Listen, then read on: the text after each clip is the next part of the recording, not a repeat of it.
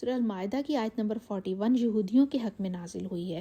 تورات میں حکم تھا کہ جو بدکاری کرے اس کو سنسار کر دیا جائے، مگر انہوں نے اس حکم کو بدل کر یہ عمل جاری کیا کہ بدفعلی کرنے والے کو تازیانے مارتے اور گدھے پر سوار کر کے فضیحت کرتے۔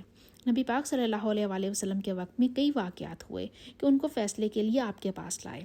ہجرت کے بعد یہ واقعہ ہوا کہ ایک یہودی نے یہودن سے منہ کالا کیا۔ یہودیوں نے آپس میں کہا کہ چلو اس کا فیصلہ نبی پاک صلی اللہ علیہ وآلہ وسلم سے کرائیں۔ اگر تازیانے لگانے اور منہ کالا کرنے کا حکم دے تو مان لینا چاہیے، ورنہ نہیں مانیں گے۔ ابن عمر رضی اللہ تعالیٰ عنہ سے روایت ہے کہ یہودی نبی پاک صلی اللہ علیہ وآلہ وسلم کے پاس آئے اور بیان کیا کہ ان میں سے ایک مرد اور عورت نے بدکاری کی ہے، اس بارے میں کیا ارشاد ہے؟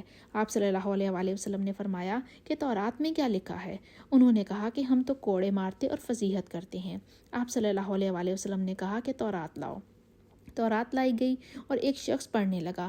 جب وہ ان آیات پر سے گزرا جن میں بدکاری کی سزا رجم یعنی سنسار کرنا لکھی تھی تو اس پر ہاتھ رکھ دیا اور آگے پیچھے کی آیتیں پڑھنے لگا۔ عبداللہ بن سلام رضی اللہ تعالیٰ عنہ نے جو تورات کے بڑے ماہر تھے عرض کیا کہ آپ صلی اللہ علیہ وآلہ وسلم حکم دیں کہ یہ ہاتھ اٹھائے۔ ہاتھ اٹھایا تو اس کے نیچے رجم کی آیت تھی۔ نبی پاک صلی اللہ علیہ وآلہ وسلم نے رجم کا حکم صادر فرمایا اور دونوں رجم کیے گئے۔ ابن عمر رضی اللہ تعالیٰ عنہ کہتے ہیں کہ ان کے رجم کے وقت میں بھی موجود تھا۔ میں نے مرد کو دیکھا کہ عورت پر جھک جھک جاتا تھا اور اس کو پتھر سے بچاتا تھا۔